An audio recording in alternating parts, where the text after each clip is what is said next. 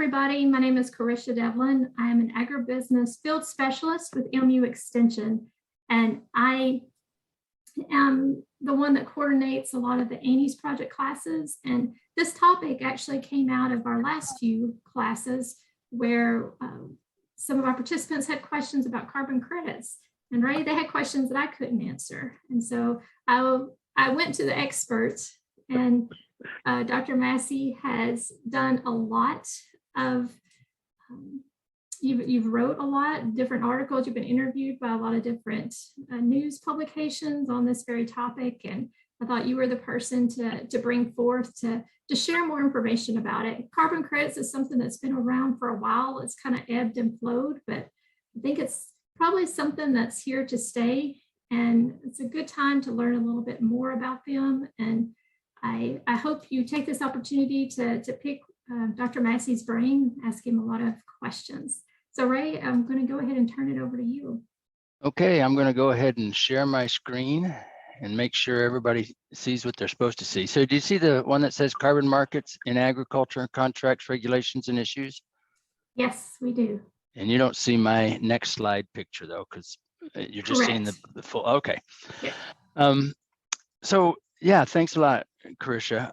My name is Ray Massey. I'm a professor of agricultural economics here at the University of Missouri. And I actually did do work with carbon markets back about 12 or 13 years ago when the Chicago Climate Exchange was up and running. It did not survive, and I continued to look at global warming, climate change, and carbon credits and things of that nature. And then when it came back again in the last couple of years, I just had to pick up a few things and keep on moving. So let me just move forward, like make sure that I can move forward. All right. What I want to do today is introduce you to climate change and greenhouse gases in agriculture, because without climate change and greenhouse gases, we are not really interested in sequestering or having a carbon market. So there will be a summary of some of the governmental policies and plans for agriculture and how they're going to manage greenhouse gases. And so that takes about half an hour. And Carisha and I agreed on this. I'll teach for about half an hour. You are welcome to interrupt me at any time. You probably will need to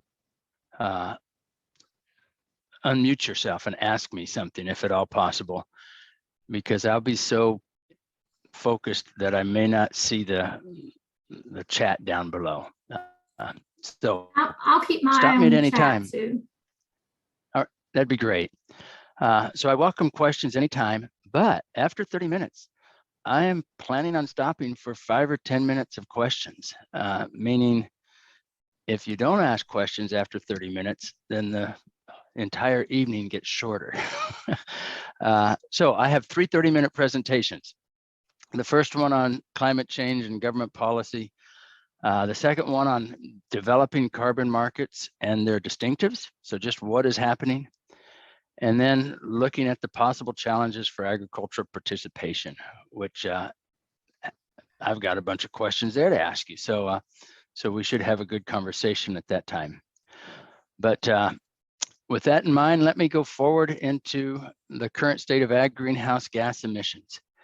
And I apologize if I am telling you things you already know because you've been listening to the news, but I just want to make sure that we're all on the same page as to what really is happening. What do we know is happening? So the first one is every year the EPA comes out with an estimate of greenhouse gas emissions in the United States. And so this was the last one that they've put out, 2019. They'll probably have a 2020 out pretty soon. But anyway, the long and the short is along the right-hand side, you see enteric fermentation, manure management, soil management, and other sources of greenhouse gases. And that equals about 9% of the total greenhouse gases in the United States. So there's a couple of things to take away from that. It is a significant number, But when you hear people say, hey, if we just quit eating beef, we'd get rid of 18% of greenhouse gases, they're not using this data from the EPA. So it's not reliable data that they're using on that. The second thing, though, is up here in the top, it says million metric tons of CO2e, or CO2 equivalent. What we're going to find out in my next slide is we really don't deal with carbon dioxide as far as an emission from agriculture. Agriculture emits other greenhouse gases, and so let's go on to the next slide. The other greenhouse gases it emits is N2O, or nitrous oxygen. And the thing about nitrous oxygen is how you change it into that CO2e. So what the scientists do is they take a pound, really, they always talk in terms of tons, but they take a ton of CO2, let the sun shine on it, and find out how much energy does it capture, how much heat does it hold. Well, then they take a ton of nitrous oxide and let the sun shine on it and find out how much energy does it hold. And it holds 298 times as much energy. So you need 1/300th of a ton to capture the same amount of heat as you would with carbon dioxide. If you look at the nitrous oxygen, the N2O, almost all of that is due to crop and soil management, or we would say fertility. When you put on urea and hydrous, even MAP or DAP, you're putting out nitrous oxide.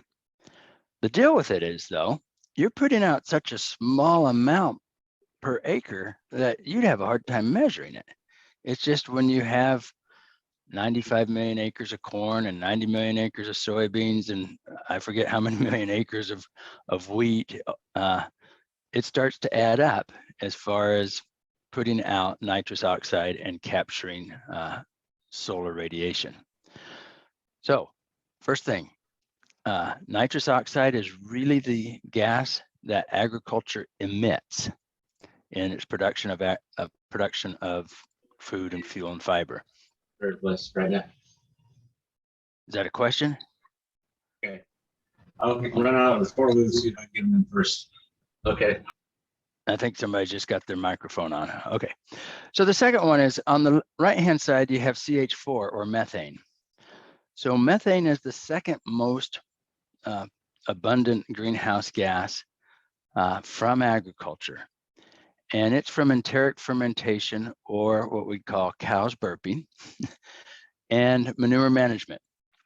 So it is mostly livestock. And its CO2 equivalent is approximately 25. It's really 23, but let's just call it 25. So that means 1 ton of methane will capture the same amount of heat as 25 tons of carbon dioxide, CO2. Nitrous oxide, if you remember, captures 300 times. So it's not as much for methane, but we have a lot of cattle and a lot of wet manure management from hogs and dairies for the most part. So that's where the emissions are coming from. If you look at the very top, CO2, which is what everybody talks about when they talk about a greenhouse gas or carbon dioxide, we only release about 1%. It's not really a big issue, and that's driving the tractors through the fields and things of that nature. So we're emitting as we burn fossil fuels to dry grain, pull our implements and things of that nature.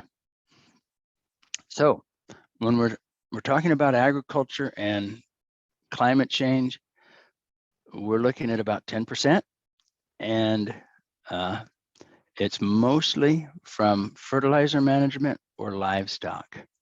So let's move forward from there. If we look at it from the entire US, this is 1990 to 2019. The largest emitter is the blue bar, and that's energy. So that's driving your cars, heating your house, cooking your meals, that energy activity. Agriculture is the red bar right above the blue. So there's a couple of things important there. One is it's number 2 as far as the emitter. It's either energy or agriculture if you're wanting to reduce greenhouse gases. What you're also wanting to see on this particular graph is over in 1990, I have the number 600 written down there. So agriculture was estimated to have emitted 600 million metric tons of CO2 equivalent in 1990. If you go over to the right in 2019, agriculture was expected to have emitted 670 million metric tons. That's an increase. And so what is happening with the climate change policy and things of that nature is we are trying, or the federal government is trying to reduce greenhouse gas emissions from a 1990 baseline. So you notice that the total amount, 6,443 in 1990 and 6,558, we have not reduced it from 1990. Now, if you look at the trend from about 2007, it has been going down. But if you're talking to any policy person on agriculture or on greenhouse gases, they're going to use 1990 as the baseline. Both total emissions and agricultural emissions have increased. And that's why agriculture is somewhat in the crosshairs. I say somewhat in the crosshairs. The federal government, particularly the Biden administration right now, has made it very clear that they don't want any mandatory restrictions on agriculture. They want everything to be voluntary. But environmental groups would say, why are we leaving them voluntary? Their emissions have increased. So here's a response that you can help give them. Here's the climate scientist perspective.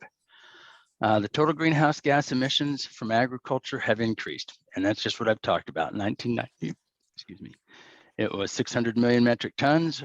Right now, it is 670 million metric tons of CO2e. Again, it's all nitrous oxide and methane, not carbon dioxide. So, was there? Nope, no question. All right. From a climate hazard perspective, U.S. farmers are going in the wrong direction by emitting more greenhouse gases. So you ask the question why, and the question is we have increased emission due to increased quantity of crops and livestock produced over that 30-year period, essentially. So it's not that we're worse per unit, it's that we have more units produced. So let's look at it. That's the EPA and the climate scientist perspective. Here's the farmer perspective. The greenhouse gas emissions per unit of total agricultural output, and that's called yield scaled emissions, meaning I have 1 pound of beef, how much greenhouse gas emissions were associated with producing 1 pound of beef? Or I have 1 bushel of corn, how much greenhouse gas emissions are there associated with 1 bushel of corn? And that has decreased 15% over that 30-year period from 1990 to 2018. And what it's come from is improved production practices. So we actually have reduced the amount putting on an acre to grow a bushel of corn. We're feeding much less feed to our livestock. They're just more feed efficient. It's better quality feed. And we're getting increased yields, and I really could say increased productivity, because if we're looking at livestock, the number of pigs born per sow has increased tremendously, and that means all of those greenhouse gases associated with the sow gets divided over more pigs. And with regard to corn or soybeans, all of the greenhouse gases associated with an acre of land gets divided over more bushels of corn or bushels of soybeans or bushels of wheat, whatever it is. So farmers say, wait a minute, we are more productive. Our yield scaled emissions have gone down. And what that, before I say that, let me go on to the next one.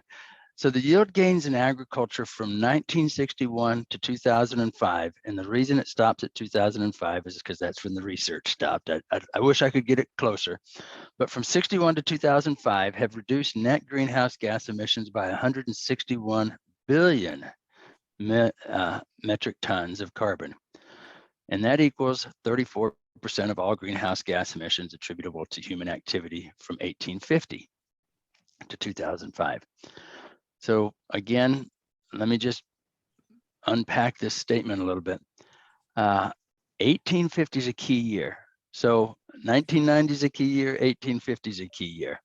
1990 is the key year because that's where we are measuring our improvements or unimprovements. We want everything to be relative to 1990, the EPA does.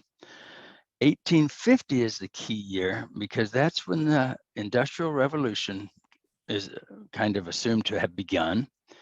And we started using just tremendous amounts of fossil fuels. And so the increase in carbon dioxide released into the environment was essentially thought to have increased since 1850. And they've got all the measurements. I'm not a climate scientist, so I don't actually show it. But if you do listen to them, they've got how much it's, CO2 levels are going this way for 1,000 years, and then all of a sudden they start to go up. So that's a key year, 1850, the Industrial Revolution. That's when climate or CO2 emissions started to increase. So from a farmer perspective, though, we have actually sequestered a whole lot or had net reductions of 161 billion metric tons over about a 40-year period. And so they say, we are improving our yield scaled emissions. And so you have a question. Do you want to feed the world or do you not want to feed the world? Because we're producing food and fuel and fiber for the world. And as the population continues to increase, we continue to need more food and fuel and fiber. But we are going to do it more efficiently. So we're holding the line as far as greenhouse gas emissions are concerned. By being more efficient, and farmers should get credit for that. So if there wasn't the efficiency that we've experienced in agriculture over the last 50 years, the greenhouse gas emissions would have been very significant. But take heart, be proud. You can say we are feeding the world with fewer emissions per unit of greenhouse gas. So let me go with life cycle analysis. That's just one more concept that might need to be understood. So when all of this gets done by scientists, they're doing what's called a life cycle analysis. And it tries to quantify the environmental impacts of producing a product from its beginning to its end. The key, if you're talking to people, is what is the beginning and what is the end? Because they will have different beginnings and ends. And that actually is where the problem of, if you quit eating meat has 18% of greenhouse gases. Really, it's their beginning and ending that are out of whack, or at least not consistent with the way that normal life cycle analyses occur. So good studies will tell you what the beginning and the end is. So for example, if we're talking about beef, well, let me bring it back to pork. I know more about pork. If we're talking about pork, we're not just going to talk about when the pig is born until the pig is slaughtered. They're going to look and say how much corn or how much emissions was there from corn production to feed the pig, and actually how much emissions from corn or from making the building that houses the pig and everything else that's associated with it. So they're going back as far as they can. And then they're going forward. For the most part, this is where you have to ask the question. They may stop at the farm gate. Some estimates will. Some estimates will stop at the retail, and some estimates will stop at consumption, meaning the cooking that you do will be included in there. So the life cycle analysis, again, is just trying to say how much greenhouse gases were emitted as I produce a pound of pork or a bushel of corn. And one of the interesting things I've mentioned meat before is when people are talking about reducing greenhouse gases from emissions or from meat, most of them, or I should say a very large percentage of them, are associated with crop production, meaning they're including the crop production activities. And so the crop and livestock farmers are in this together. If everybody quit eating meat, they'd quit eating corn as well, and soybeans, and so it's together.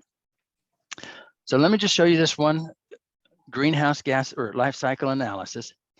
This is for U.S. pork production from 1960 to 2015. And the blue bars are production.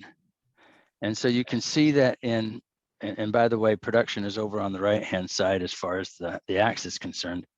So we actually produced approximately 20,000 million metric tons, or just million, these are not metric, 20,000 million pounds.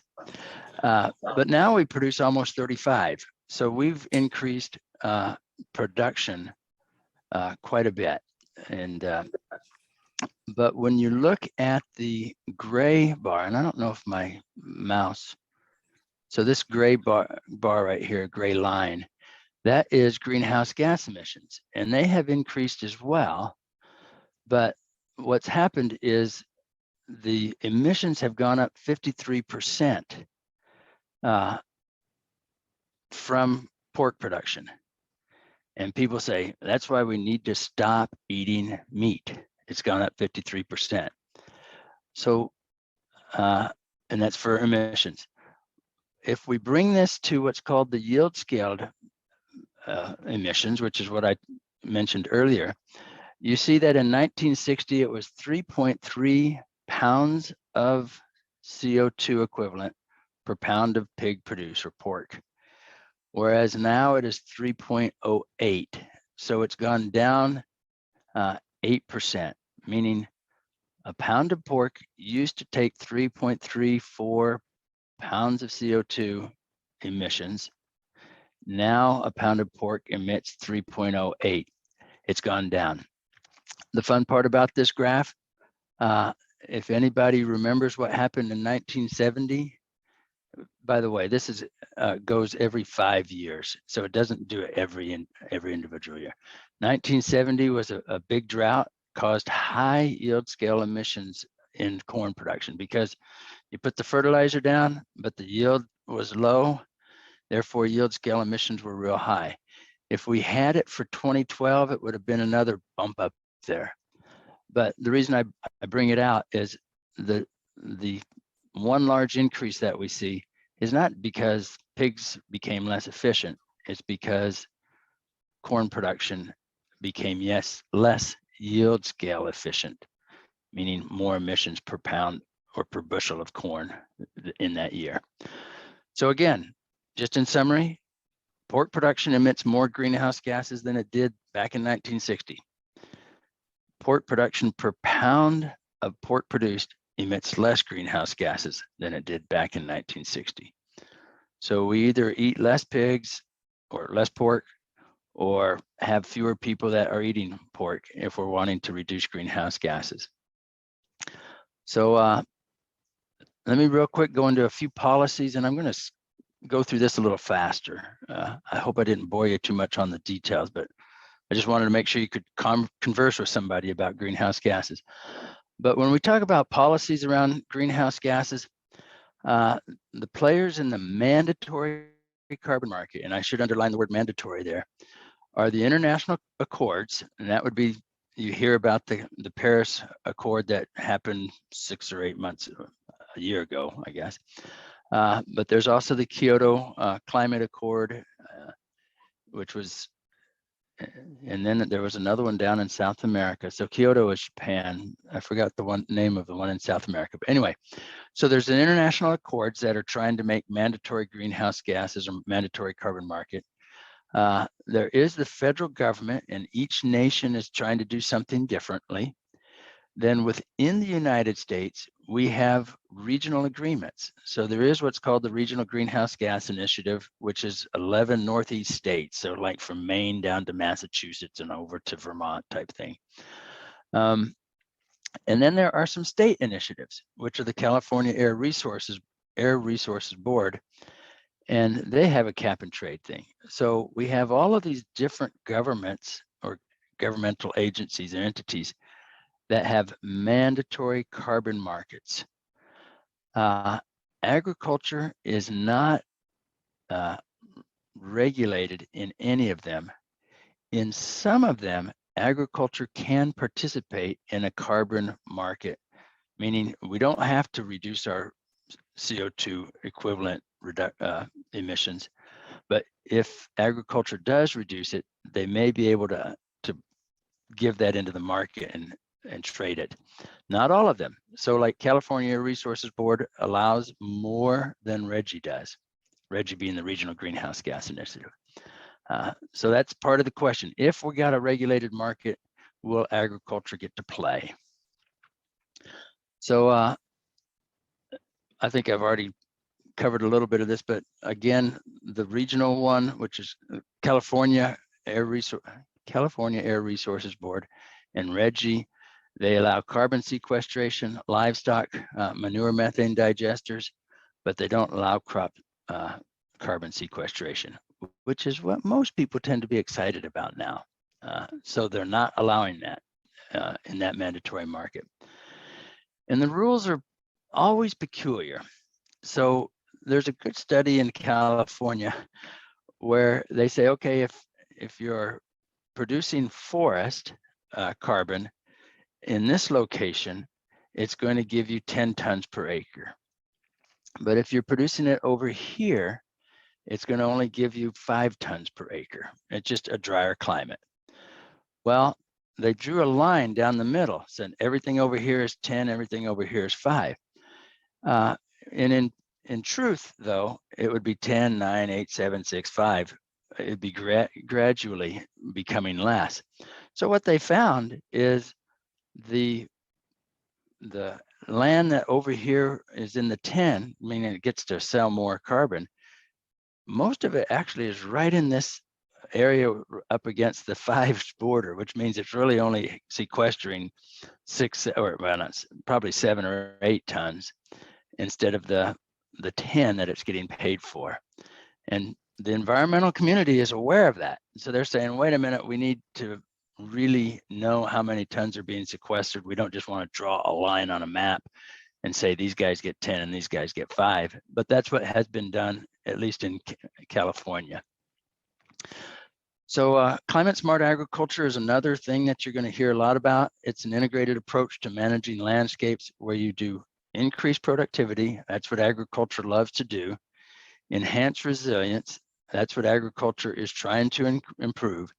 And then reduce greenhouse gases. And that's a question as to whether we want to get involved in that or not. But when you talk about climate smart agriculture, you're looking at those 3 things. I'm going to skip through here.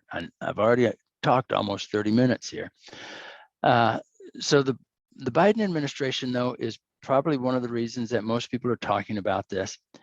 And just yesterday, Secretary of Agriculture Vilsack was down in Jeff City, and he gave a major speech on what they're trying to do at the USDA. And essentially what's happening is the USDA is in every county of the country.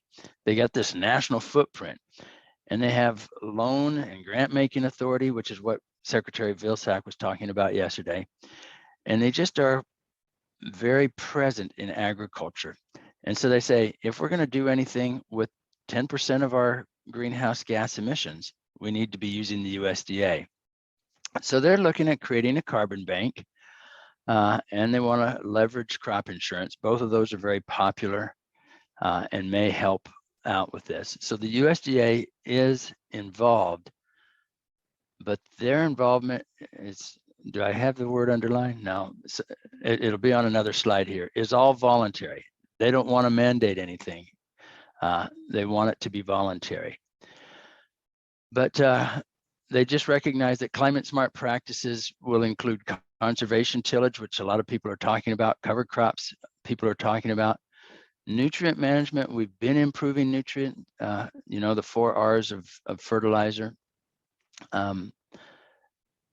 But that one's a tough one as well. We'll talk about a little later. Then there's reforestation, improved forest management, and methane digesters for livestock. So those are the ways that they think that it'll occur, but it doesn't require a lot of capital up front. You don't put a methane digester on a livestock lagoon cheaply. So there's some financial risk there. And do we really know what's happening? So there's information that needs to be put out. So I'm going to skip this one right here. This is really part of what Secretary Vilsack was talking about yesterday at Jeff City. USDA wants to quantify, track, and report climate smart agriculture and forestry activities. They want to develop a strategy that works for all, which they call their diversity initiative. They want to leverage the USDA programs, which is already talked about with the carbon bank and crop insurance. They want to strengthen education, training, and technical assistance. So NRCS is probably going to become more important in this. New and better markets to develop. And that is one of the things that the carbon market that we're going to talk about is playing here. Then forest and wildlife resiliency and improved research, which, by the way, it was $1 billion of $1 billion of allocation that Vilsack was talking about yesterday. And much of that would go for research and training, technical assistance, and things of that nature. So I'll just let you know the university is real excited. Lots of money flowing around. I'm going to skip this one. So the purpose of this slide here is to say voluntary, voluntary, voluntary. So they do want to, the USDA wants to establish technical assistant providers, third-party verification. We're going to talk about that a little bit later. But everything is supposed to be voluntary as far as the USDA is concerned, which, by the way, this Growing Climate Solutions Act did pass the Senate, but did not pass the House. So it's really not law. Until you get both houses, it's not going to be law. And I'm going to skip New Zealand, and I'm going to, actually, I'm going to just stop right there. I'll stop up on this one because I've been talking for 30 minutes and I said I was going to stop after 30 minutes, and I really do want some conversation. Anybody have interesting questions?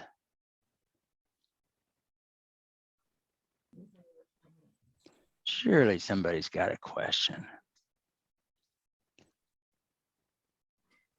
You may have mentioned this, Ray, and I missed it, but when you were talking about the different exchanges, the California one, and I can't remember the other one. And the Reggie. Reggie, yes.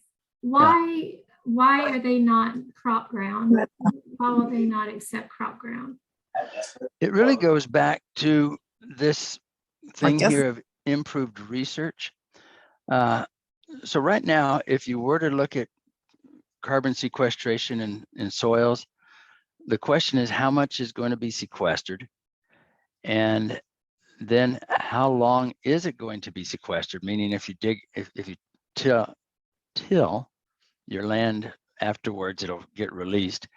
And so it's just quite uncertain at this point how much actually does get sequestered and how long it lasts. Which, by the way, the length of it lasting, when we talk about CO2 equivalents, the CO2e, we're looking at what's called a 100-year global warming potential. So the methane is 25 times greater than CO2 over 100-year period, and nitrous oxide 300 times higher over a 100-year period. So again, when everybody's talking about climate change, they're talking about over long periods of time, and sequestering carbon in soil, we're just not sure how long it's going to stay there. And therefore we don't, or the environmentalist community does not like it. The agriculture community is excited. The environmental community really isn't very excited about that. So that's part of the question that we're going to have to talk about here is who makes the rules, who gets involved in this. USDA wants to help farmers out. Actually, the environmental community does not really want to help farmers out, except for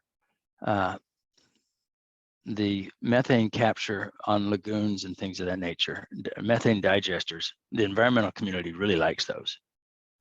They just don't like carbon in cropland.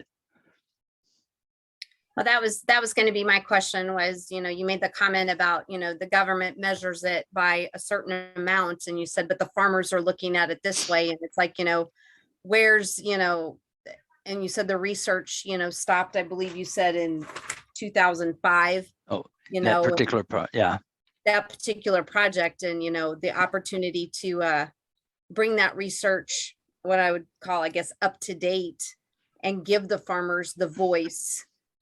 I guess, we all know that it's about education and clear cut, information and such. And, do you feel like the USDA is going to be that voice for the farmers, or, where is it the farmers are going to get their voice, from and be able to champion that message that much clearer? So at this point, the USDA does want to be the voice representing agriculture in a positive way. They are wanting to quantify how much is sequestered and give agriculture credit for that. But to the degree that research might say, hey, when you grow a cover crop and it freezes in December and it really doesn't grow much in January, February, and March, you're not going to have as much sequestered as if you planted a cover crop and it grew all the way until April when you were planting your corn. And we're beginning to get the ability to measure that. I mean, we've got the satellites, we've got all this weather data. And so we know whether or not the cover crop really did take hold and sequester soil, or whether it grew. And we assume if it's growing, it's sequestering carbon in the soil. So agriculture, or the USDA wants to help find out, all right, how much does it sequester on average and in an individual year? Which, by the way, when I mentioned a carbon bank, what they're really talking about on a carbon bank is you may only sequester a half ton of carbon in your soil.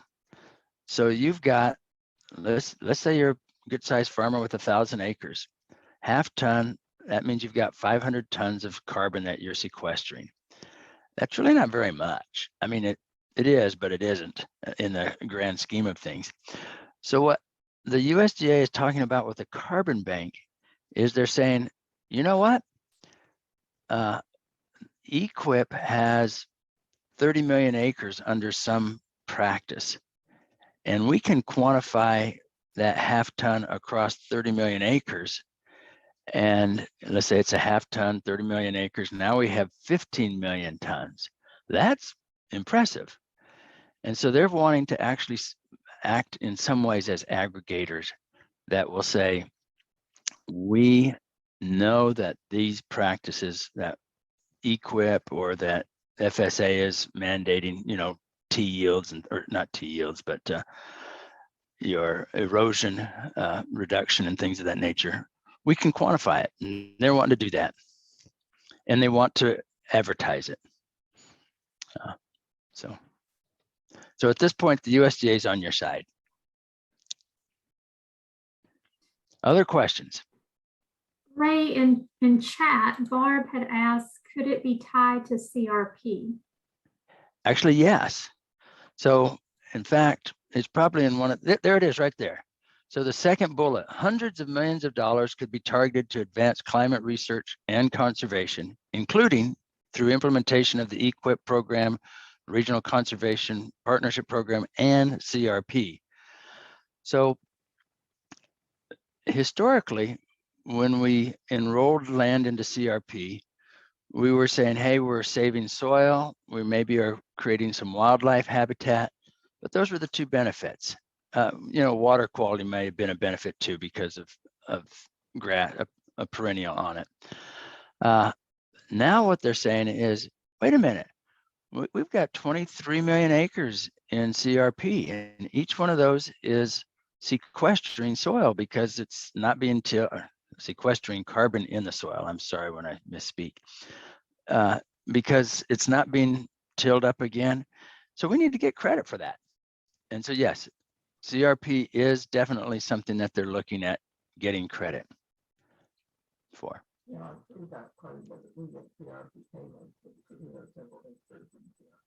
So I heard something say about CRP, but I didn't hear it totally. Was there a question?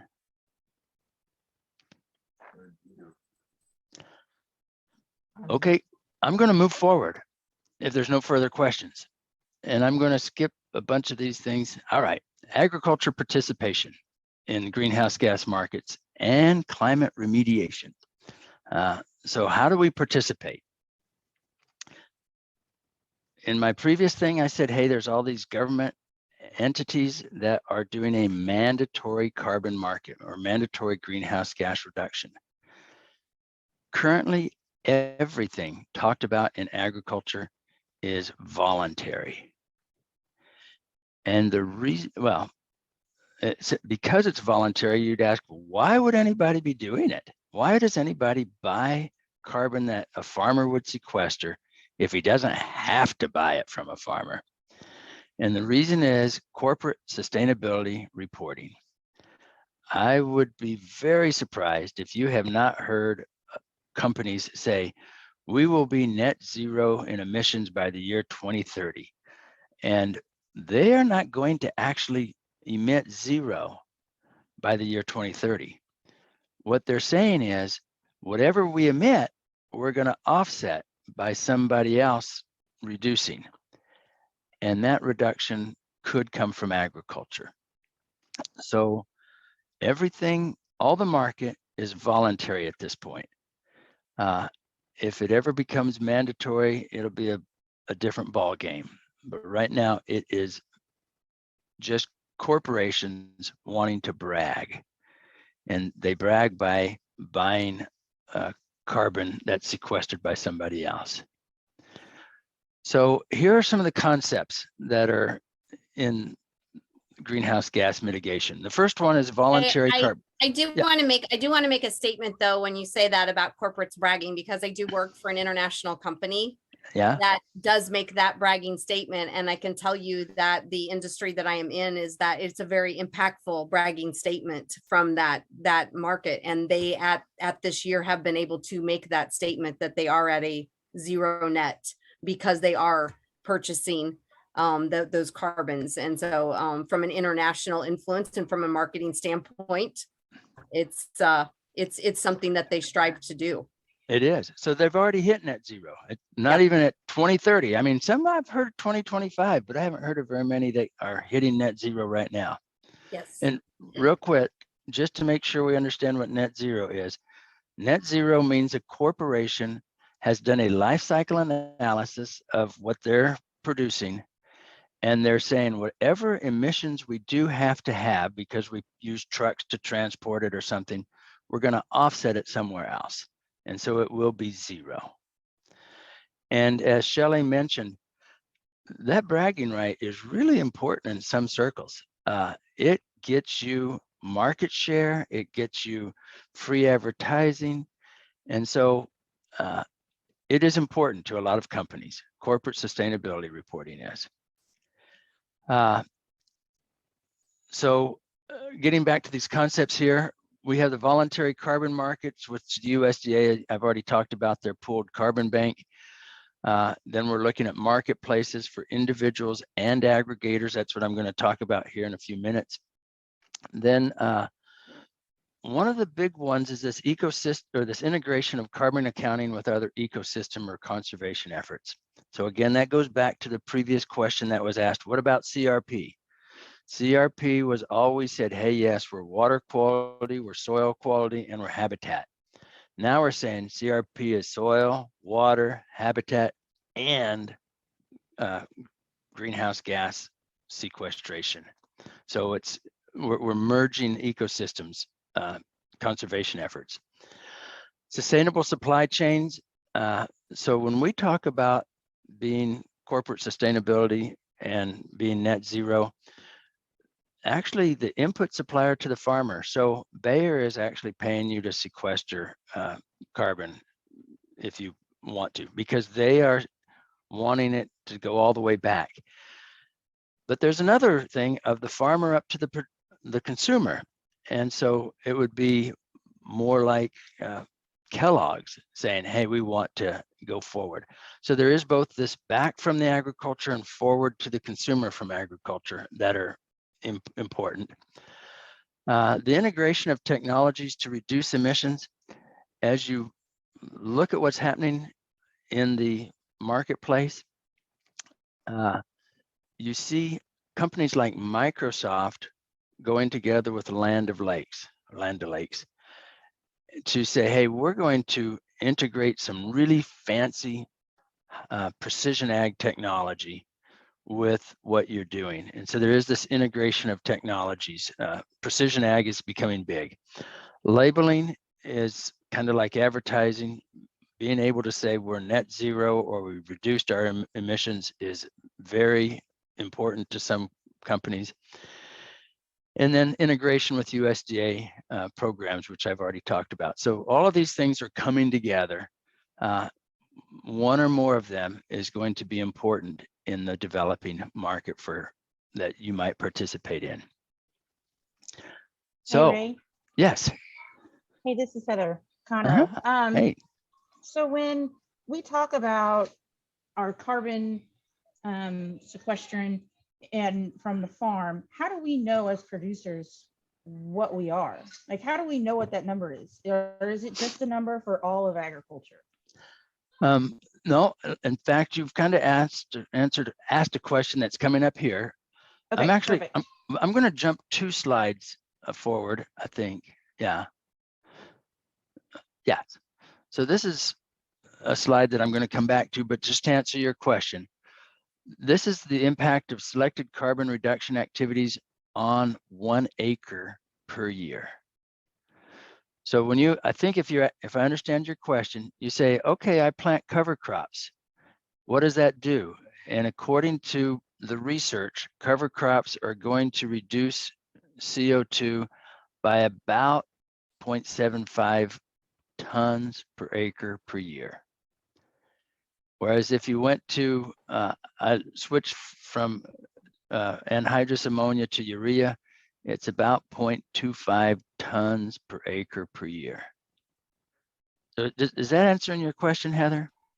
That is on the crop side, or as far as the land goes, but what about on like the cattle side? Oh, cattle side's actually, well, cattle side is not easy. Dairy Of course it's not. The one that environmentalists like are dairy and hogs. We can cover a lagoon, and when we cover that lagoon, they actually measure it. I mean, it's not just a gas. This slide right here, that's really a gas. Meaning, do you think that the amount of sequestration in southern Missouri is the same as in Iowa? It's not. There's a difference because of the soil qualities. But when we put a cover over a lagoon, capture that methane, sell it off, we know how much methane was captured and burned off or sold off. With livestock, I don't have it here, but it does exist. They have ways of saying, all right, a cow grazing in New Mexico on dry grass actually emits more methane per pound of beef produced than a cow grazing on green grass here in Missouri. And a cow in a feedlot has a different emissions of greenhouse gases than does a cow actually grazing on, again, backgrounding here or on grass. So those emission numbers exist. I just didn't choose them here because I always deal with crops. And by the way, the environmentalists are not ready to take the research on emissions based on feed and location as hard evidence yet. They love the methane capture. Everything else, they're a little bit suspect of. So it is there, Heather, but I'm sorry, I go with crops. Okay. I was just like, from a producer standpoint, when we talk about this, you give your statement that you said earlier, this is what we need to talk about. As a livestock producer, it would be nice to be able to say, this is what we are doing. This is where we are, So when we right. talk about from farm to consumer, I want to know what my farm is. Right. So and what's the benefit of knowing that? Is there a benefit of knowing that? Just like corporations are doing sustainability reporting and saying we're going to be net zero, I think agriculture can look at these life cycle analysis studies and say, we're not net zero, but we're down from what we were 20 years ago or 30 years ago. And I'm drawing a blank on the name. Her first name is Judith. Usually I can't remember the last name, but she has done it for both beef and dairy. So Heather, you've got my email. You're welcome to email me and say, would you send me the dairy and the beef life cycle analysis studies, which would be very similar to what I showed you on pork, where the pork one was going down over time. Mm-hmm. She has done that for beef and dairy. I just didn't include it. I can send it to you if you send me an email. Okay. And then the benefit of knowing that?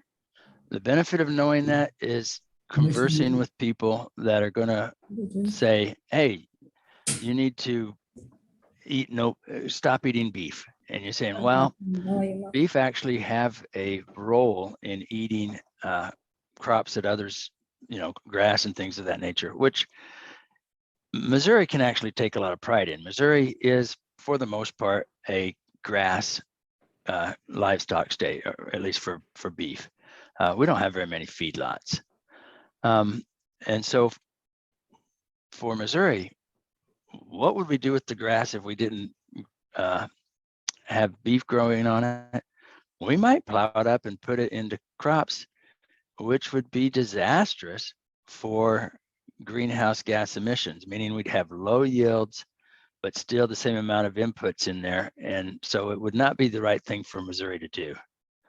And that's another good point, because a lot of, I live in Howard County, and so it's a lot of hills and a lot of valleys, and so crop producers have cows to graze on the land that they can't farm put into crop production. Right. And so they're still getting something off of that, utilizing that land, but it's not for crop production. That's right. And so there will be less emissions. Go ahead. I'm sorry. So when you said, that it would be disastrous to convert all that back to crop ground, people say, well, don't eat beef. But like you said, it's disastrous for that, because you're no longer sequestering in that. You have more inputs and sorry, go ahead. So really the only benefit though is you are just like any other company now that is saying, wait a minute, we are actually doing something to help out this issue of greenhouse gas emissions. And livestock production, particularly in Missouri, because it's a grass-fed state, is really reducing greenhouse gases than if we were to till it up and start planting wheat on it again. And I think those are the numbers that we need in our toolbox to be able to make that conversation when we talk to people about this. So Judith Capper is her name, C-A-P-P-E-R. So you are free to Google Judith Capper, beef or dairy greenhouse gas emissions, or you can call me up and I have her publications. I'll send it to you. Perfect. Thank you. All right. So let me go up here to this other one here. Climate mitigation potential in 2025. A couple of things I want to bring out. This is a busy slide, but reforestation on the very top bar goes all the way to 300. If you remember what the emissions of agriculture were in any one year, it was estimated to be 600 million metric tons. Forestation by itself would provide 300 million metric tons. Cut it in half. The problem is most of it's in the red, which is $50 a ton of CO2 equivalent. The markets are not there yet. And to tell you the truth, you don't want the markets to get that high unless you want really high gas and some other situations going on. So forestation's the first 5 or 6 bars there. Then we get down to agriculture. Avoided grassland conversion, which means keeping things in CRP. It can be done for less money, but let me go down to the next one, cover crops.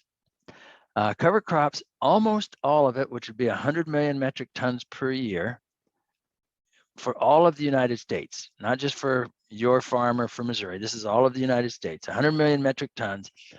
Almost all of it could be done for $10 per ton of CO2 equivalent, which the market is there.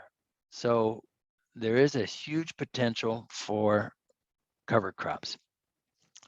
I'm going to go down a little bit further, and improved manure management is one that a lot of people are talking about. And then the one right above that, cropland nutrient management, is also something that people are talking about. And so you're looking at about 50 million metric tons with cropland nutrient. You're looking at 100 million metric tons with cover crops. If you wanted to talk about CRP, that'd be the avoided grassland conversion and various other things. But the color of the bar indicates whether it's $10, $50, or $100 or more to sequester it.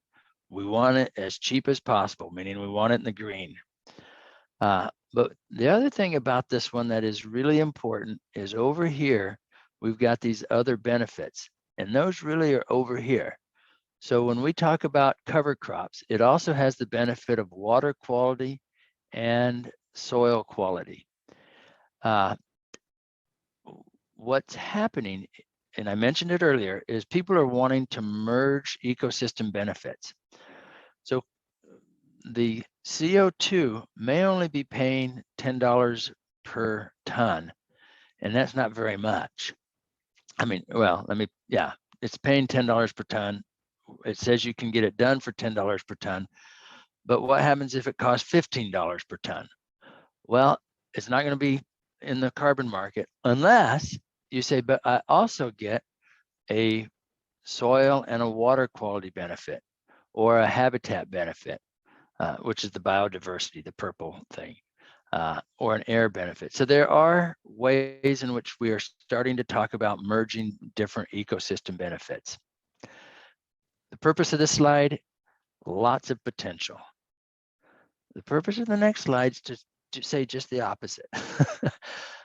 We're looking over here at the most per acre is 0.8 tons per acre for things, restored wetlands all the way down here to cover crops is almost 0.8 tons per acre. Meaning on any 1 acre, you're going to have less than a ton of carbon sequestered that you can market. And if the market is only paying $10 a ton, you're getting less than $10 a ton, which, you know, you sell 1.5 bushels of corn right now and you make $10. So are you going to emphasize growing an extra 1.5 bushels next year, or are you going to emphasize trying to get the carbon credit? In other words, we farm millions of acres in the United States, but each acre really has a pretty small impact. Doesn't mean it doesn't have any. You can measure it and you want to, but it's a small impact. So let me show you how that works on a carbon market. I'm going to talk about switching from anhydrous to urea, which, by the way, that says that's done on could be done on 91 million acres in the United States. It would reduce emissions, nitrous oxide emissions, that's the red, by about 0.25 tons per acre per year. And by the way, that would be a permanent reduction. It's not like putting carbon in the soil and wondering, well, whenever he tills it, it's going to release it. If we were to do this with fertilizer, we know that whatever was not emitted is never going to get emitted because it prevented from being emission. So 0.25 acres or 0.25 tons per acre. So let me just look at the math. I switch from nitrogen to urea. I get 0.25 tons of CO2 credits per acre. Urea costs about 10 cents more per pound of nitrogen than anhydrous. Right now, in this crazy market, urea is selling for almost $1 a pound of N, and anhydrous is selling for about 90 cents a pound of N. So it's about 10 cents difference. A farmer puts on 150 pounds of nitrogen on his cornfield. The switch cost him $15 an acre, meaning he still puts on 150 pounds of nitrogen, and it cost him 10 cents more. It cost him $15 per acre. So each ton of CO2 equivalent cost $60 if he's going to pay for it, meaning to get that $15 back at 1/4 of a ton per acre, I need $60 per ton for CO for my carbon.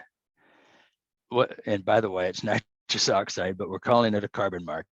And $60 a ton is occurring in some locations under some markets, but they're mandatory markets. The voluntary markets are not that high. They're more in the $20 to $25 range, not the 60. So the question is, will carbon be priced at $60 a ton of CO2? And if not, will farmers want to switch?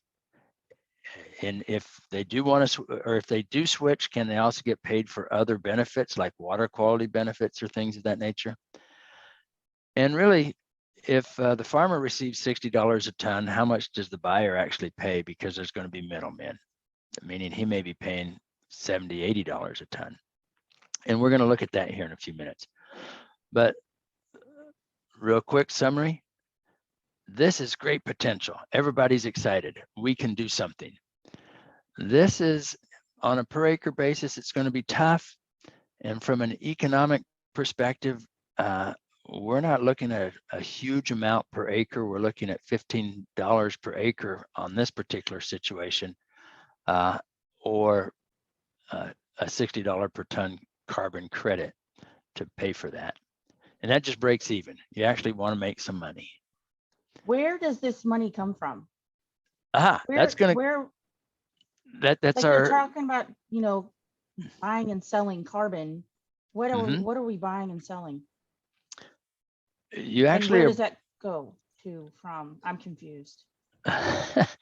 So the only thing that really changes hands is a promise, meaning except for livestock manure emissions, we actually capture something there. But when we're talking about soil-based carbon, what we're doing is we're saying we promise that we have put carbon in the soil, and we actually are verifying it. Somebody's come out and measured it or guaranteed that what I've said I've done. And that produces a piece of paper that gets sold to somebody who wants to say, I am going towards net zero. So they're really, unless you're capturing methane and selling it off, nothing's exchanging hands except the promise that you have done something that should reduce carbon CO2 equivalents, whether it's nitrous oxide or methane for the most part. So I am selling that piece of paper to a corporation, Yes. and the corporation is paying me as a farmer. Yes, but there's a huge amount of things that are going on between that. And that's about what I'm almost ready to show. So I'm going to show that exact question is, how does this all transpire? So Okay. let me actually move forward on that one. So here are companies that are working in agriculture for carbon markets. So not all of these are in Missouri. A good number of them are. Some of the ones that are most talked about is ESMC, Ecosystem Market Consortium, is big in Missouri. Bayer is big in Missouri. The FBN Gradable is working. Actually, and Corteva is working in Missouri. I know that Soil and Water Outcomes Fund is not yet working in Missouri. I don't think Land O'Lakes is. But these are the major players right now. So this is your question, or the answer to the question that you asked. How does this work? So I'm actually going to sit on this for a few minutes, and I really do want a lot of questions here. So this can be the start of our 10-minute question and answer time as well. But you're down here as a farmer, and you implement a practice. That could be, I implement changing my fertilizer activities, or I plant cover crops, or I go to no-till. You implement some type of activity. And by the way, this is the way that ESMC does it. I'm going to show you how Bayer does it next, but this is the simplest one, to tell you the truth. So you implement an activity. What you want is the green arrow. You want money. I want to be paid for this. Well, the origination of all of the money comes from what's called ERPAs, or Emission Reduction Purchase Agreements. That's just that piece of paper, and somebody agrees to purchase it. And so some company, by the way, I rented a car, and I don't know how many of you guys ever rent cars, but when you're renting a car price, you tell them what date you want it, and you choose all these things. And then as you're checking out, it says, okay, your charge is $50 per day. Do you want to add $1.50 per day to offset the carbon emissions that you're going to have on this car? If I said yes, I would have started an ERPA, meaning I agreed to purchase some carbon reduction somewhere. So that's what that is. It's people that are renting cars and saying, I want to offset the carbon, or an electric power plant that has to offset the carbon. That's an ERPA. They're the ones that start the money rolling. And what you're interested in is you're interested in that money coming down here. What I want to point out, though, is notice that the money goes to every one of these boxes, meaning if the person that's buying the carbon credit, the carbon promise essentially is what he's buying, if they're paying $10, you're not going to get all $10, because the project developers, the registries, the verifiers, the soil labs, the what's called the project developers and whatnot, they get money too. So whatever these guys pay, that's probably what's going to be advertised in markets. The price of carbon is $10. And that's what these guys are paying. You're going to get something less than 10 because it's going to be split up with everybody else. So that's the green. What you have to do is the project developers, which in this case would be ESMC, is going to tell you what activities you have to do on a piece of land. So you grow a cover crop. And then you have to provide them data that indicates that, yes, you did grow a cover crop. When did you plant it? What did you plant? Things of that nature. Particularly with ESMC, they're going to come back and every 5 years and at offset, meaning at the beginning and at every 5 years, they're going to do a carbon or a soil carbon measurement of your land, because they want to know if you started out at 1% carbon, did you move to 1.5 or 2% carbon on your soil? Or if you started at 3, did you move to 3.5? The information you're going to give is, yes, I did do this activity. I planted it on this day, or I did not use tillage, or I switched fertilizers. And you have to provide that, and you may have to document it, meaning if you're talking about a fertilizer, you may have to show them that you did not purchase anhydrous, you purchased urea. Then there's going to be some type of a lab that's going to test things. And so you are providing data. The soil lab is providing data on your land because you're doing things the way that they say to do it. And then all that data is going to keep on going up here to what's called a verifier. And a verifier means they're going to take some sample, meaning there's 100 farmers in Northeast Missouri that are doing this, and they're going to go out and going to sample 10 of them just to see that it's really occurring. They're not going to sample everybody, but they are going to sample it.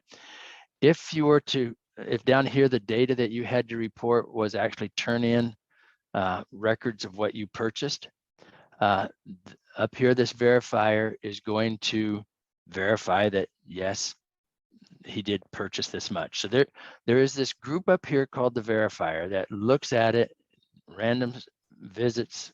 They may use satellite imaging, remote sensing, but they're going to say, yes, this really is reducing or sequestering carbon or not emitting a greenhouse gas.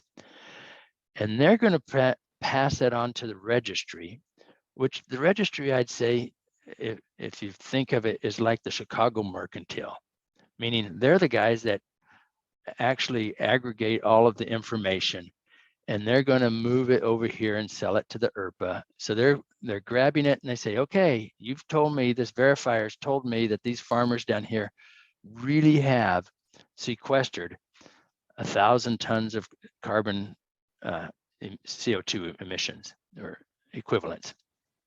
Now I'm going to say, all right, you can sell that 1,000 tons.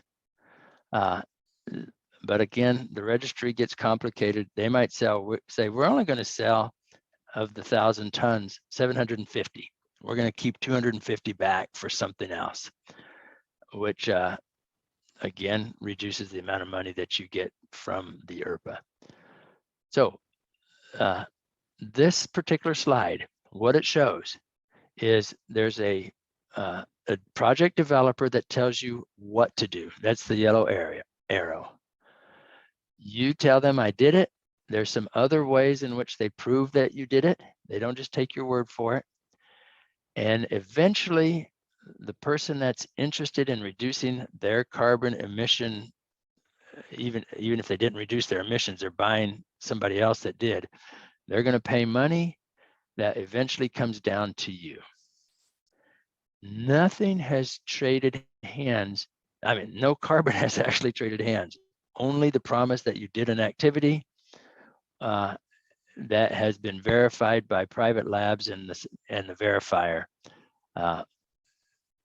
So this is really a promise. It is not anything trading hands, which, by the way, you're very comfortable with that, or most people are, when we talk about RINs. So ethanol, one of the ways that you make money with ethanol is called the Renewable Identification Number. It's a piece of paper that travels along with every gallon of ethanol. There's really nothing there. It's just a piece of paper that says, hey, there is a benefit to this. That's what the carbon markets are doing, is they're doing it just in a different direction. It's a promise. Questions on that? So this is for ESMC. If I look at Bayer, Bayer's a lot more complicated. I mean, it's got arrows going every direction. It's even got another arrow, a blue one called a carbon inset. And I don't really want to go through the details of it again. What I want to say, though, is if you have investigated carbon markets, the easiest carbon market to get involved with is Bayer. They tell you $3 per acre for no-till, $6 per acre for cover crops, done. So it's really easy, but it's really complicated. Whereas when we come up to ESMC, it's not nearly as complicated, but you don't know how much you're going to get when you sign the contract with ESMC, because it's dependent upon what you really are able to sequester. So, and again, I just want to mention, this happens every time you sell a bushel of corn.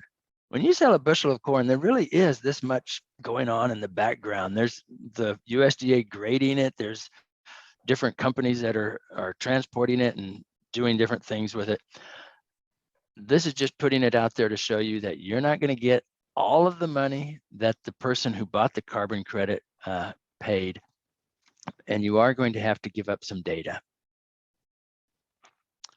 All right, I'm going to quit there for make sure anybody that has questions can ask questions.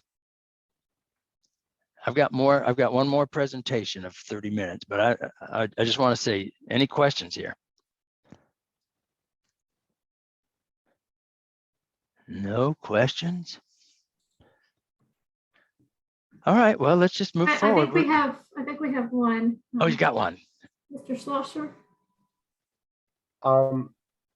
The thing that on the other slide where the project manager, Yeah. I've been in contact with the project manager and had a lot of conversations back and forth. And they are super aggressive trying to get me to sign a long-term contract. Right.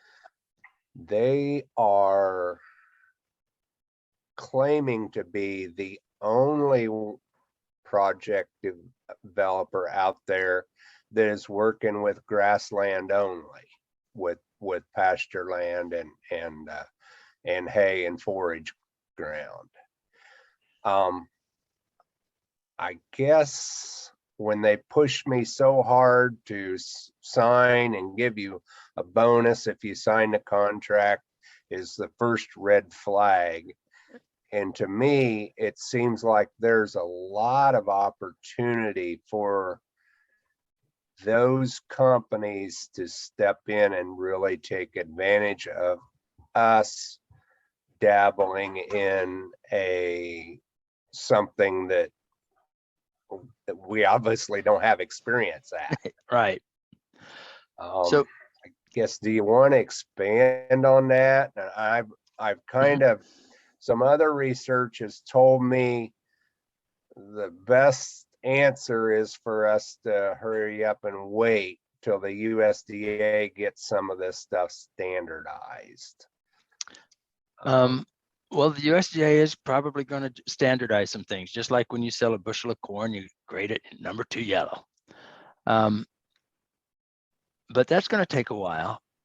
And it may actually be wise to hold off on it, meaning don't get too far ahead of the system. The prices are not that high right now. So can you see the screen that says how to grow and sell carbon credits in U.S. agriculture? Is that what I'm showing you right now? Yes. So there's one thing you mentioned that surprised me. First off, that somebody's being aggressive doesn't surprise me. I don't know of any marketing person that's not aggressive. That's right. But that he said that he's the only one dealing with grasslands. So what I would encourage you to do, this is from the Iowa State University. It's a great publication, is they've looked at these different developers, and they've said, okay, what are the eligible crops? And so ESMC is dealing with rangeland. And then I'm going to come down here to soil and water's outcome is dealing with pasture land. I'm going to scroll down. Indigo is not dealing with any pasture. But as soon as you come over here to nori, they're looking at hay and grass, alfalfa, clover, grass legume mix. So if the person has told you they're the only ones doing it, I would be concerned that they truly are the only ones doing it. Now, by the way, different companies work in different states. So soil and water outcome does not work in Missouri yet, whereas ESMC does. So you could say, well, this is the only one because this one doesn't work in Missouri. But then when you come down here a little bit further, actually indigo does, well, indigo doesn't do it.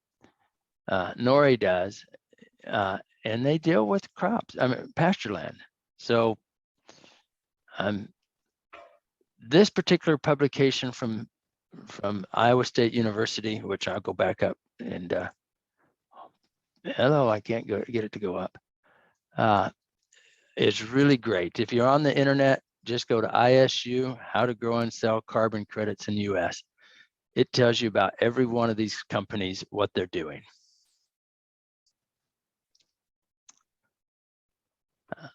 Okay. Yep.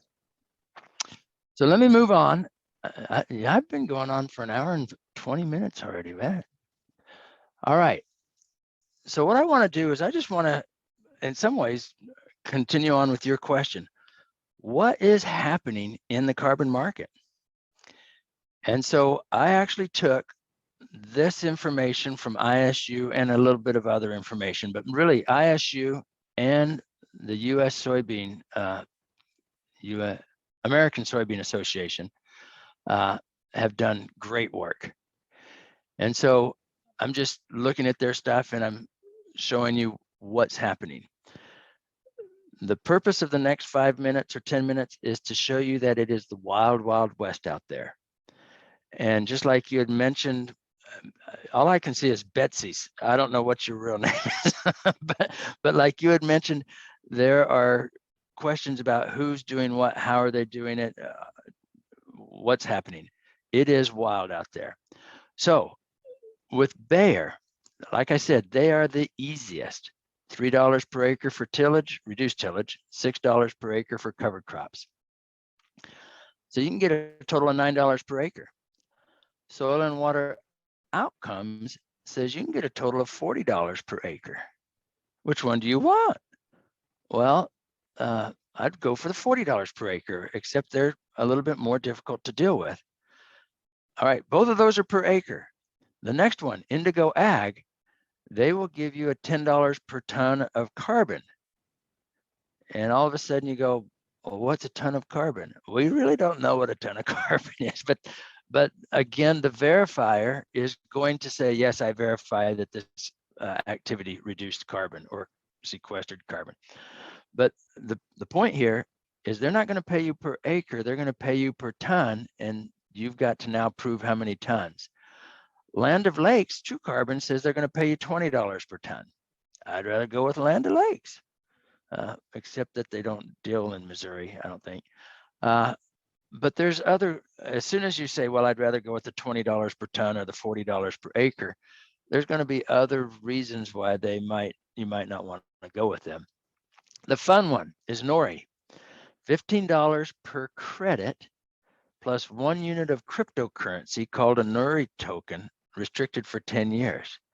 Are any of you guys dealing with cryptocurrency yet? You know, that stuff that I don't understand, and I'm supposed to be, as an economist, know all the different currencies. I don't understand cryptocurrency. What it really means is you're not going to get $1. You're going to get some type of cryptocurrency that 10 years from now may be worth $1 million, or it may only be worth $1.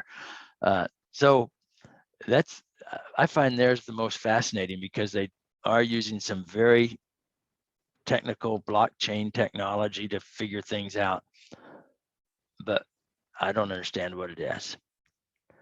So this slide is just to say that of the current players in the voluntary market, we have dollars per acre, dollars per CO2 or equivalent sequestered for carbon, or a type of a credit that I do not understand, but is actually quite fascinating if you're smart enough to understand it.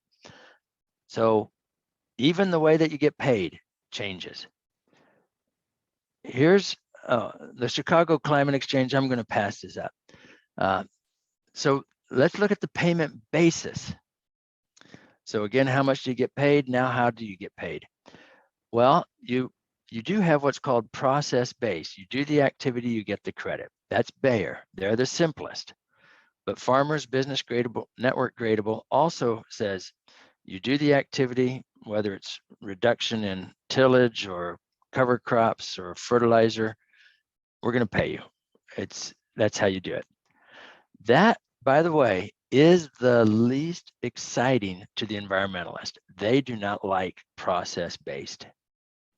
The environmentalists are wanting to go all the way down to the bottom, outcome-based. But there is in between a process-based model based on soil samples.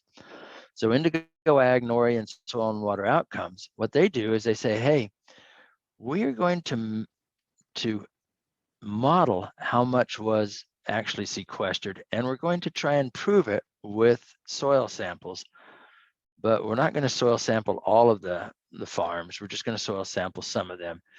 And so it's going to be a model, and the model will take into account, hey, this was a really cold winter and all your cover crops froze, therefore you don't get as much. Or this was a perfect growing winter for cover crops, and we're going to give you more carbon credit. So that's what it means to be model based. It's not just the activity, there's something that's moving it up or down. And then there is outcome based, which is ESMC and Corteva Granular, where they actually measure it and verify, yes, this land sequestered it. That's what the environmentalists like. It's a pain, it's expensive, but that's what the environmentalists like. The least painful, least expensive is the process-based. Environmentalists don't like it, but it is being done because at this point it's all voluntary. If we got into a regulated market, we'd probably have to go to the outcomes-based or at least the process-based model, which real quick, the reason the process-based model might be accepted is all of the EPA estimates of agricultural emissions are process-based models. So the environmentalist community understands it. They prefer outcome-based, but they would probably approve process-based modeling. Ray, So I those have are a the, question. yeah, go ahead. So when you talk about, I'm going to do this activity to reduce, like I'm not going to till. Right. So those producers that have not embraced that technology already are getting rewarded for not embracing that technology already, whereas a producer that has been doing cover crops, has been doing no-till, and now they have to reduce more. Right. They're not rewarded for already doing that, right? Is that what is happening? Well, yes and no. So there are some companies, and let me see if the next one is like that. No. So yeah, I'm going to move up to a particular slide that answers that. There are some of those companies, if you were to go to this particular publication by ISU, Iowa State, some people are paying you for 5 or 10 years back, meaning yes, or some companies are, not people. Some companies are paying you for things you've done 5 years ago, which means, hey, I adopted no-till 5 years ago, and so I should get paid for it. This slide here, though, is the way that the environmental community will look at it. And the what you're talking about is the A, the additionality. So let's talk about what additionality means. If I have been doing no-till for the last 10 years, what that tells the world is that the benefit of doing no-till exceeds the cost of doing no-till for my farm. Otherwise, I wouldn't do it. So I am telling the world, because I've done no-till, the benefit internal to me is greater than the cost that I incur doing it. So any reduced yields that I have, those are offset by reduced cost because I'm not tilling as much. The same thing with cover crops. If I have been planting cover crops for the last 5 years, what I am communicating to you is that the cost of the cover crops is less than the benefit to me. And so I've got reduced erosion, and I really do want to reduce my erosion. I've got better soil health, or I'm getting some nitrogen benefit out of a cover crop. That benefit exceeds the cost because I've been doing it for 5 years, and I wouldn't do it if it didn't exceed, if the benefit did not exceed the cost. So now we get to this question of additionality.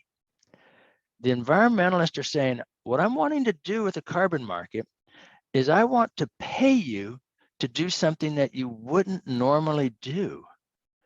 I want to, so let's go with cover crops again. And cover crops cost $30 an acre to plant. But your internal calculation says, I only get $20 worth of benefit. I'm not going to do it. I mean, yes, there's a benefit. It's $20 benefit, but it cost me 30 to do it. I'm not going to do it. The environmentalist says, I'll pay you that $10 to do it. They don't want to pay you the $30. They want to pay you the 10. And so this question of fairness that you're getting back at is those people that are already doing an activity that reduces carbon emissions, why do we want to pay them? They're already having a benefit greater than their cost. So I don't want to spend my limited amount of money paying somebody to do something that he's willing to do without me paying him. What I want to do is pay somebody who won't do it unless he has to get a little bit more just to kick him over the top. I don't want to pay all $30 for cover crop planting, but I'll pay $10 and he's getting a $20 benefit elsewhere. And so there is this question of fairness. Is it fair that that guy who's been doing it for 10 years doesn't get paid? And the guy that is not doing it does get paid? You would say, no, it's not fair. But from a perspective of, is the guy that is not doing it apparently doesn't think the benefit is great enough. And so we have to give him a little bit extra kick.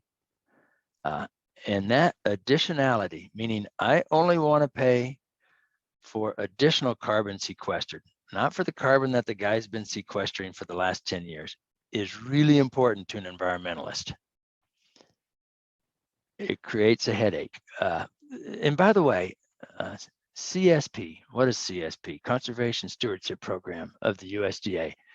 It tried to address that because farmers have frequently complained and said, you know, the guy that's just letting his field go into a crazy erosion, he's getting EQIP program dollars to fix things up. And you're only giving money to the poor farmer. I mean, to the farmer that's farming poorly. You're not giving money to the farmer that's farming well. And that's what when they came up with CSP. And to tell you the truth, CSP has been hard to manage. It just hasn't been successful. And so it's that additionality question. We're only wanting to pay those that won't do it freely. Heather, I think you were the one that asked that question. Did I answer it or did I just confuse you? Yeah, I was the one that asked that. I So just think that, you know, that yeah, like you said, we're benefiting producers that haven't embraced the technology to sequester the carbon versus, hey, you're doing a great job, but you get nothing. And you're Right. doing a crappy job. Here's an extra $10. Yes. I'm not sure I would put it quite in that framework, but that is exactly what is being said, is the person that's already not emitting carbon or is already sequestering carbon, I don't want to pay him because his benefit internally, he has decided exceeds his cost. Otherwise, he wouldn't do it. I only want to pay that guy who we haven't been able to kick him over the edge yet. So I'll pay him to do it. What that does is it means that the money I'm spending to sequester carbon actually goes to more carbon being sequestered. If I were to pay the guy that's been doing it for 10 years and is going to continue doing it for the next 10 years, I'm wasting my carbon money. So I'm just trying to allocate my carbon money wisely if I'm trying to buy carbon. And that makes sense. And you put it in a much softer tone than what I did. So, No. but yes, same thing, I think. So yes, in some ways, the reason I didn't want to say the bad farmer, there are people that don't do cover crops that are good farmers. And Oh, they yeah. have Yep, I evaluated it. totally agree. Yeah, but I talk with farmers that do cover crops. I do a lot of work with cover crops. And those that love cover crops, you couldn't get them to stop it if you tried. They just are going to do it. And those that don't like cover crops, it's actually going to take a lot of money to convince them to do it. They're just on these two different sides. It's almost religion in some ways. But the environmentalist, or the person that's wanting to buy carbon reductions, he wants additional carbon reductions, not carbon that's already being sequestered. I'm going to look at these other two things because I'm running out of time here, but really other three things. Permanence, and by the way, this spells pave, so in case you want to remember it. The reason that the environmental community loves methane capture is because we know it is a permanent reduction. The reason the environmental community is hesitant to go with carbon sequestration is that we don't know if it's a permanent reduction. It could go away. And so there's a hesitancy because carbon sequestration is not quite as permanent. It can be permanent, but we're not sure that it is. Verification goes back to, do you want it to be process-based or product measured-based? And the process-based is not verifiable. Product measured-based is. And exclusive and enforceable, they do want teeth. They want a market that, you told me you've reduced carbon, and all you really gave me is your promise. And so if your promise is voided, I want to be paid back or something of that nature. And by the word exclusive, they want to say, I don't want you promising company A that you produced or reduced or sequestered carbon 1 ton in your soil and then sell it to company B also. You can only sell it once. Now, the reason that that's a question is you're really not delivering anything except your promise. And you could promise this guy over here, and then without knowing about it, or without this guy knowing, you promise over here too, and sell it twice. If you get caught selling it twice, there's probably going to be some consequences, or at least the markets are trying to develop consequences. Don't sell it twice. So who is that overseer of that? Who manages that? That would be the verifiers in the market and the carbon registry. So again, if I go way back up here, the verifier and the carbon registry are the ones that are going to say, if we catch you selling it twice, we're going to come down on you hard. We're going to make you pay. Those are the guys that are guaranteeing to the ERPAs that there really is carbon that's being sequestered or not released. And by carbon, I do include methane and nitrous oxide. Okay. I'm going to take just 5 more minutes and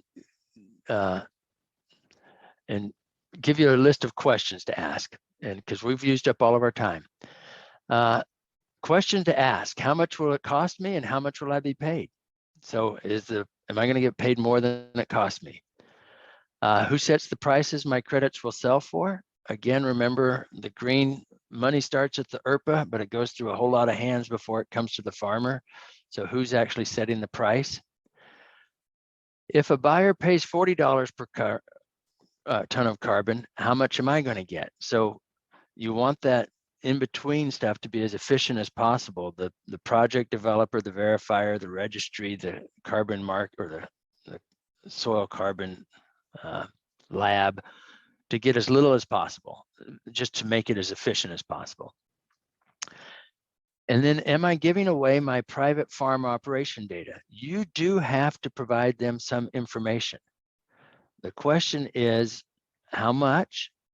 And am I just giving it so that the verifier can prove what I'm saying, what he says I have sequestered? Or can they do something else with it? Can the market participants, meaning the verifier, the project developer, the registry, do something else with my information? By the way, that one's not answered yet. That one will be one that the USDA probably gets involved in answering, making sure that it's not being misused. So how transparent is the process and how flexible? Again, I showed you that crazy diagram of where all the arrows are flowing to. We know what is happening, but again, once you get inside a box, somebody might say, well, it costs $5 to run this test, when it really only costs $3. So is there transparency in all of that? A real important one: will rented land be treated differently than owned land in a carbon market? The reason I ask this question is most carbon markets are about 10 years, or carbon contracts. So you're expected to do something on a piece of land for 10 years in length. If you're renting a piece of land, do you have a 10-year rental agreement, or do you just have a year-by-year rental agreement? And if you get kicked off after 3 years from your landlord, what's that going to do to this particular contract? Does it go with the land, and now all of a sudden the landlord actually has to continue doing what you said you were going to do? Or does it go with you, and now you may be in trouble because the landlord is going to till it back up? So rental agreements are going to be real important as we enter into carbon markets. And then what circumstances, if any, would I have to return payments? So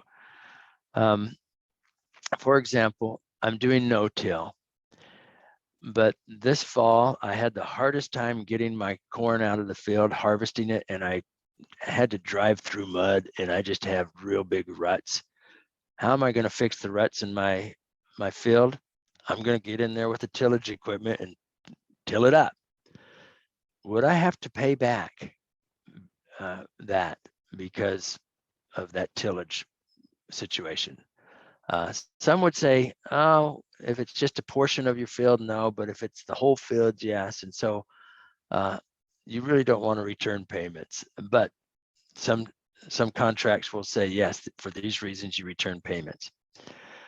Are there force majeure clauses? And what that means is, what happens if it's no fault of my own? I've given the example of compaction requiring tillage, but you plant cover crops and they just never come up because it's too dry. So you don't have a good cover crop. Is that that's called force majeure, meaning if nature doesn't cooperate, then it's not my fault. I did the activity. And then, does a lien attach to my property when entering a carbon contract? That goes back to rented land, but it could actually be on just owned land. You've got a 10-year contract. When you sell that land after 5 years because you're retiring, you may have a lien that goes on to the next buyer. And just like any other lien, he has to observe or conduct that activity. And then What happens if the carbon registry I contract with goes bankrupt? The Chicago Climate Exchange went bankrupt, and it was a carbon registry back in 2000s. I think it went bankrupt in 2012 or something like that. And people had carbon sitting in there, which all of a sudden went to zero as far as value. So you could have something go bankrupt, or it could revise its program and says, hey, we were keeping, and by the way, the Chicago Climate Exchange did this. You would turn in 100 tons of carbon credits. They would only let you sell 80 because those other 20 were being held in reserve in case you did something wrong. 20, those other 20 were held in reserve until you did something wrong. Well, you enter into a contract and they say, we are only going to let you sell 80%. But 2 years later, they say, we're only going to let you sell 70%. How does that work? And so these are questions that as you contemplate a carbon market, you need to ask. And I say you need to ask. A lot of them are not answered yet. I mean, the carbon market's doesn't know what it's going to do, but you need to be aware that this is a potential problem. So I think I better stop for the day. I've been talking for almost 2 hours. I'm ready to answer more questions though, if you've got some.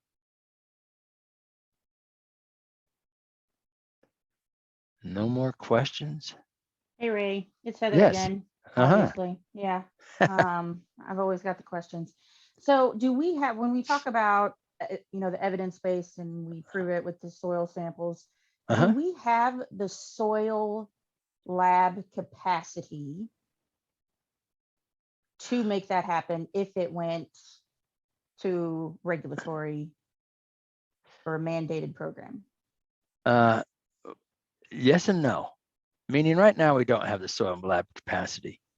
But if in fact there became a mandated program and it would be phased in, meaning anytime the government starts something, they say, starting in 2025, you're going to have to do this.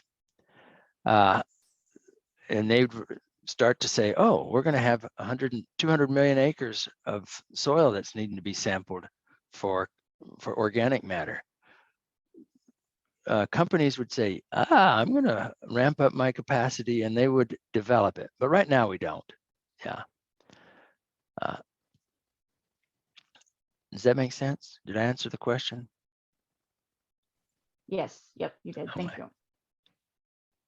So what's going to happen to the carbon market if we mandate it and then everybody is quantifying their carbon? Are we going to have more carbon So to sell than the market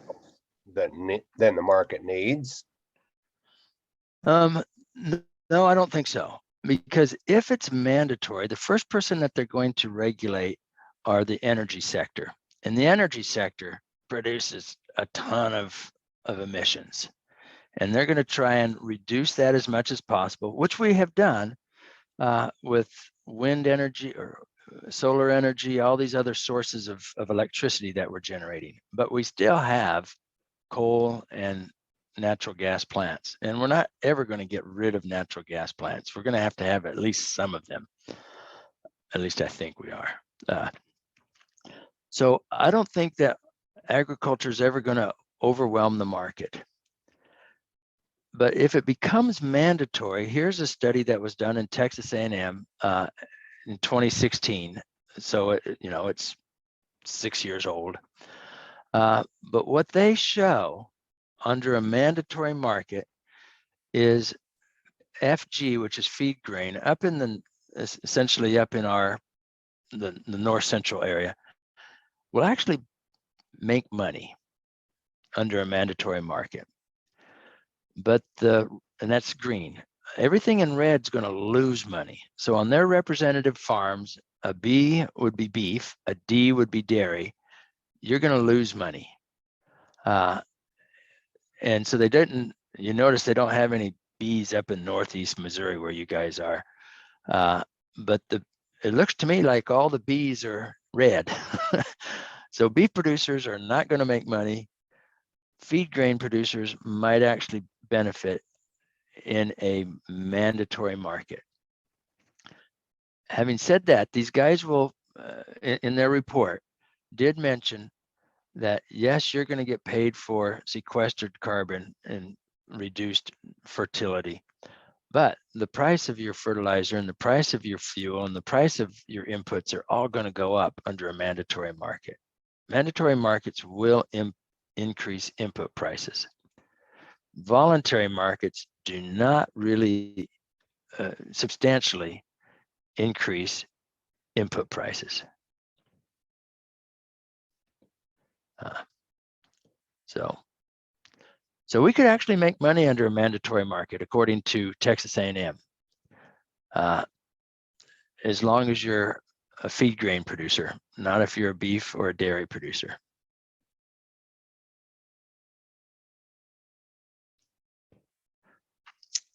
Other questions? So then will the price of beef go up because the producer is now having to? Yes, in a mandatory market, it would raise the price of beef production, at least according to this Texas A&M study.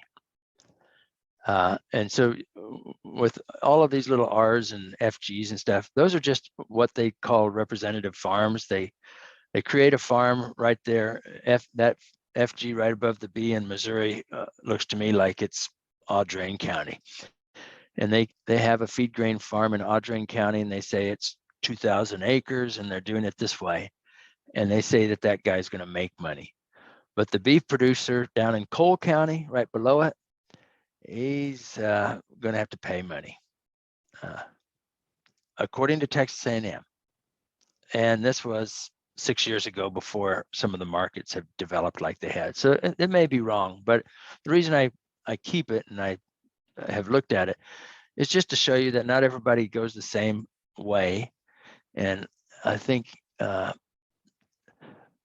they have down here that there are 17 feed grain people that make more money. There are 8 that lose money. But when you get down here to the dairy, only 1 person makes more money and 21 lose. And of their representative farms, no cattle ranches go better. 12 of them lose money. And there's one more thing that they say. Yeah. No, the thing that's important is they've made a lot of assumptions. This is not the same situation, but a mandatory market would be very different than the voluntary market that I've described tonight.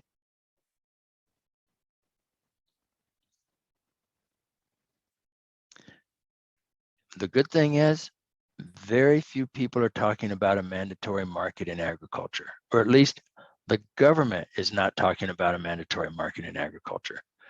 There are quite a few environmentalists that would like a mandatory market in agriculture. Could I ask a question? Yes, please, Janet. This has to do with tree farms. Oh, yeah. Is there any place in this carbon market for tree farms? There is a ton of place for tree farms. What if So it's already been established? you still get to do it. If I can find it. Okay, right here. So all of these first 5 things are dealing with trees, essentially, but just natural forest management. That means it's already established. If you were to manage your tree farm, and it could be just oaks or it could be pecans. So, you know, one's for fruit and one's for just wood. If you manage it in certain ways, they will give you a carbon credit. And by the way, the environmentalists like forestation, because the reason they like forestation is they pretty much know that tree's going to be around for 40, 50 years, not just 5 years. And then once you harvest the tree, there's a pretty good bet that you're actually going to use the wood for lumber or for furniture, things of that nature. So tree farms, I think, will be more readily involved in carbon markets than crop grain farms. Good. Yeah. Thank you. And again, if you'll come back here, to tell you the truth, I'm not sure whether, let me just do a real quick tree. They have the word forest, but they don't have tree.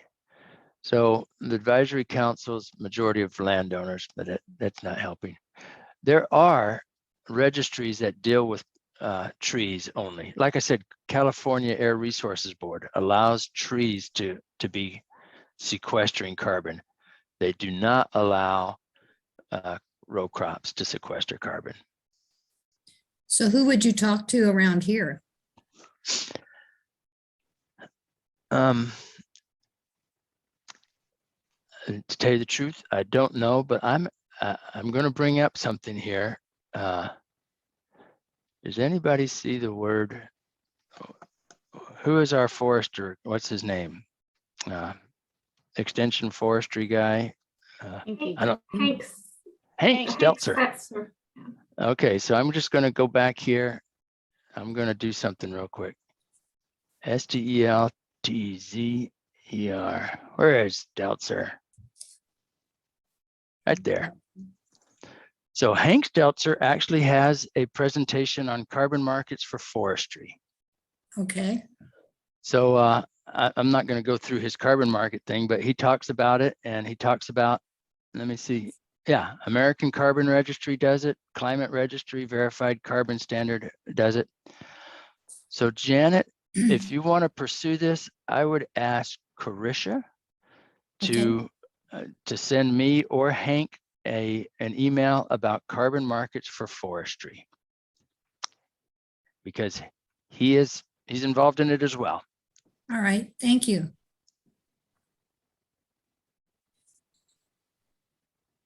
Yeah, I will do that. Janet. Thank you. So Ray, can you go back to that slide where that 2016 study from Texas A&M? Yeah, if I can find it. All right. I have to remember where it was. Oh, I think it's back this way. I hope I'm not getting you guys sick by going so fast. All right, so there's the 2016 study. So this really concerns me, because if in agriculture, we are all interdependent. Yeah.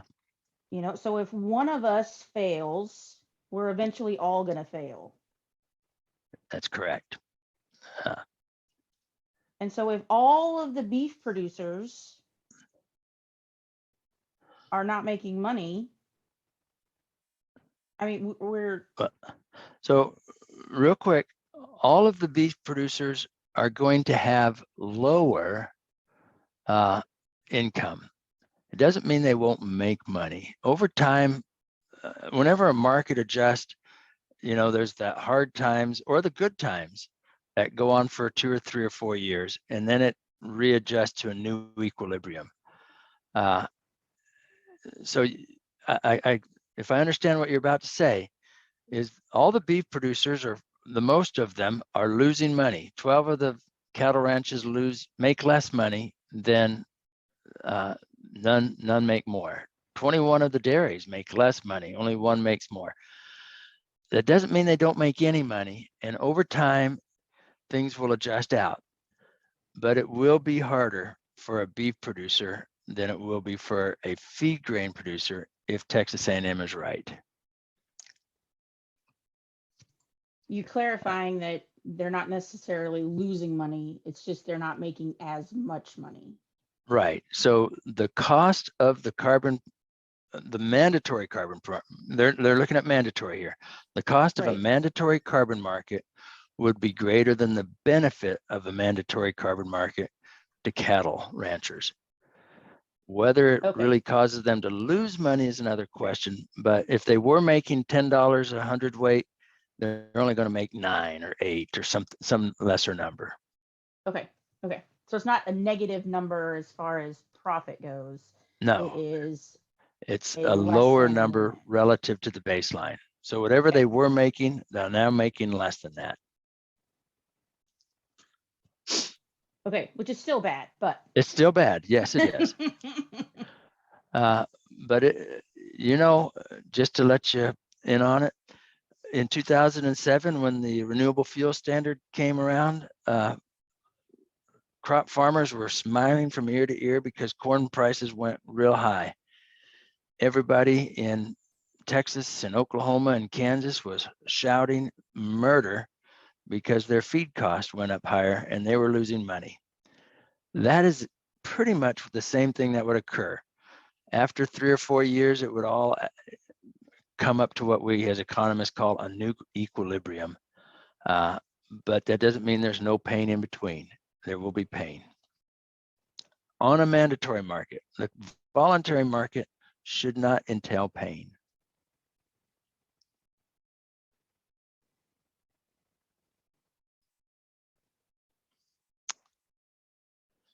Carisha, I have kept your group talking for 2 hours. I hope that they haven't fallen asleep, and I appreciate the questions I did get. Thank you, Ray. I know I learned a lot. I've been jotting down a lot of notes myself. So thank you so much for your time tonight. And if I can, Ray, feel free to email Ray if you have questions after tonight. Right. You can email me and I can give you his contact information, or you can write it down. It's masseyr@missouri.edu. Right. So. And by the way, unless you have a very specific question, I'm actually going to point you to ISU's publication on growing and selling carbon credits and how do data payments flow through ag carbon programs. They have the best material. I hate to admit it. We're supposed to have the best material, but at this point, they have really good material. And so ISU has good stuff, but I still will answer questions if you send them to me. Thank you, everyone, for joining us. I hope you got a lot out of it. Be on the lookout. We're going to be having a series of Inspired by Annie's Project classes. Some will just be a one-night class like this one. Others may be a couple of nights. So there'll be more information coming out about future ones throughout this year. So look forward to seeing you on our next class. We do have 2 Annie's Project classes coming up. We have one that is structured toward crop and livestock producers. We have one that is for Annie's Project for non-farming landowners, for those who aren't actively farming, but they own land that they're renting out. And then we also have one that's a hybrid that's taking place in the northwest part of the state that is face-to-face, and then also part of the class is online. So there's a lot of options. We hope to be having some more classes face-to-face later this year. So if you would like a class in your area that's face-to-face, just send me an email and we'll see if we can get something set up. If not, be looking. We are going to do several online classes this year. So thank you so much for your attention tonight, and hope you all have a good rest of your evening.